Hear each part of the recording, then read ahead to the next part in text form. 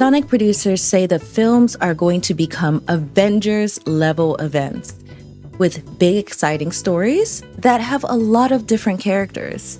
So my first thought when I saw this is, oh yeah!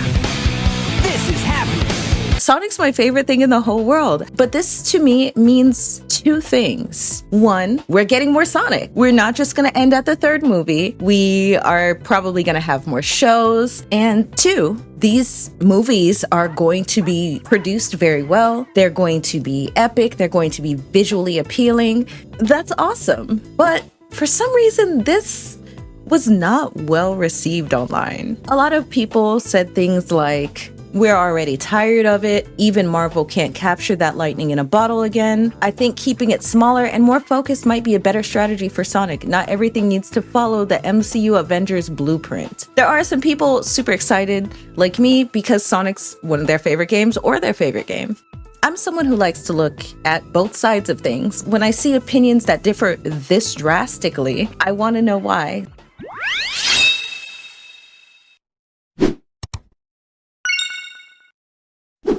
So this post was taken from an article on pastemagazine.com, and I'll read the excerpt that specifically has this quote in it. Franchise and series executive producer Toby Asher tells Paste that this 6-episode series came after the success of Sonic 2. We really got excited about the idea of expanding our characters in our world into television, specifically because it gives us a platform to really do character studies, he explains.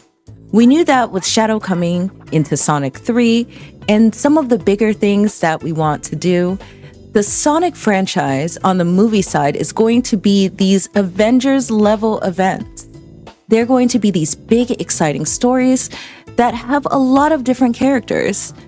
And so what television did for us is it gave us time to go into some of those more supporting characters in depth and really build them out in a cool way. I think people took this as they are going to do Avengers but with Sonic. And that's not what they said. Personally, I don't think it was good to do the Avengers type comparison because every time a movie or any type of show franchise or anything does that, people instantly hate it. Every time something says they're going to be like Avengers. But this does not say like Avengers. They said Avengers-level event. Take a second and think about that. Think about games like, any game, Sonic Adventure, Sonic Adventure 2, Sonic Unleashed, Sonic Frontiers. Like these events, if anything, I feel like might be more epic than a lot of occurrences in the Avengers. And this is coming from someone who is a big fan of the comics, grew up watching the cartoons, and of course watched the cinematic universe and all of the shows. So the comparison that they made was not to say that they are going to, word for word, step by step, take that blueprint from the Avengers Cinematic Universe and make it into Sonic. They're comparing the epicness of the events and fights and problems that we're going to face in these movies, which is literally like the games. I personally appreciate that because they're not watering down and toning down the things that we love about the games. That means that Sonic 3 is probably going to have Space Colony Arc, and they're going to blow up the moon. And like I said earlier, I try to understand things from both sides. So I get what people are thinking, right? They see Avengers and they're like, oh, everyone tries to do everything like Avengers and it doesn't work out. So instantly, if you didn't really take longer to think about that or to analyze it or to read the article, that will sour your opinion. If you really think about it, like we're getting what we want.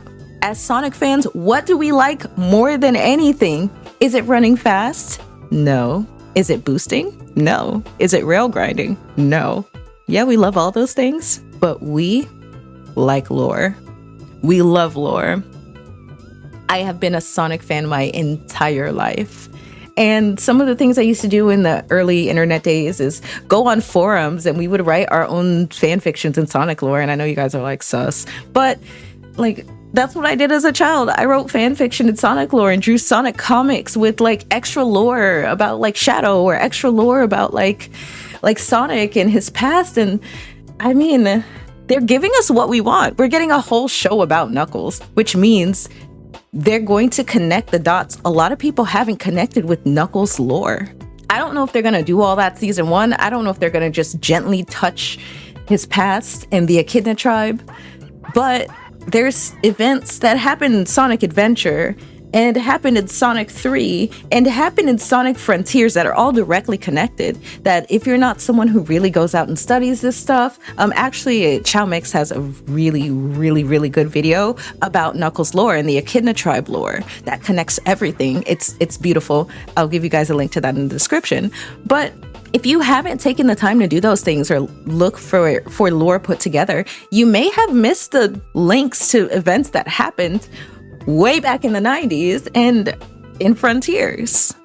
That's just an example. There's a lot more connecting lore. This could be a chance to bring back old characters. Like in Superstars, they brought back Fang. Maybe we'll have Fang again. Maybe we'll have Mighty. Maybe we'll have Ray. Kind of a side note, but I'm surprised we're able to have a Knuckles show with Ken Penders existing. I'm surprised he hasn't come out and said that he wrote the whole Knuckles show. Like it's about an Echidna. It's his. But anyway.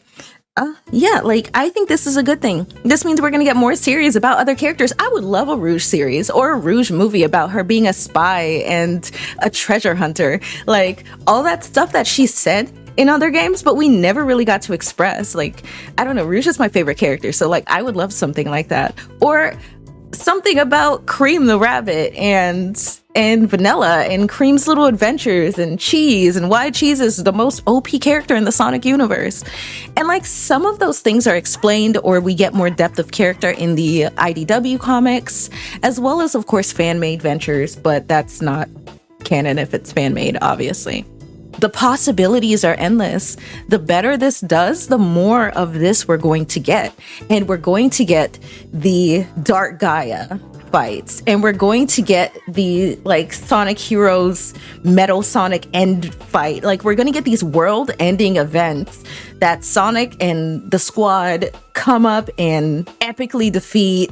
And because this is a cinematic universe and things already have differences from the games just slightly or from other Sonic lore just slightly, that means things can be altered and adjusted just for the sake of epicness. How awesome is that? I don't know. I love Sonic fans. I love y'all, but sometimes y'all are just negative and mad. We're winning. This is the year that we're winning. We've been winning for the past couple of years with Sonic stuff. And please don't sour that. Like, you don't have to be super excited about it. And maybe you don't like the comparison about Avengers and you could just say that, but just doomsaying it just kind of brings everyone down and bums everyone out. So like, let's just be hyped about Sonic. We're getting Sonic stuff. That's amazing. Like our favorite series that has been down and became a joke for so long due to the poor quality of the games that we were getting is now up. It's in the eyes of everyone. It's in the focus of everyone. Like as an example, I do a playthrough of Sonic Adventure 2. For some reason, it's become a yearly thing. It's my favorite game of all time. Like my favorite game. And it's so cool because like now I see either bigger creators or just friends of mine like running those games for the first time. Like everyone's eyes are on Sonic, and in a proud way, people are really trying to get into the game series. I know many of people who Frontiers was their first Sonic game and now they're going to go back and play more. So let's keep that going upwards. Let's keep the positivity going towards our series. We could be down and out again. Frontiers could have been a bust, and where would we be now? Like there's a lot of things that could have gone wrong that haven't. So let's not doomsay what hasn't happened. And the things that we're getting look cool. But either way, I'm hyped for it. I'm excited. Nothing's gonna change that. I hope you're excited too, and I can't wait to see the future of Sonic. All right, thanks for watching. Bye.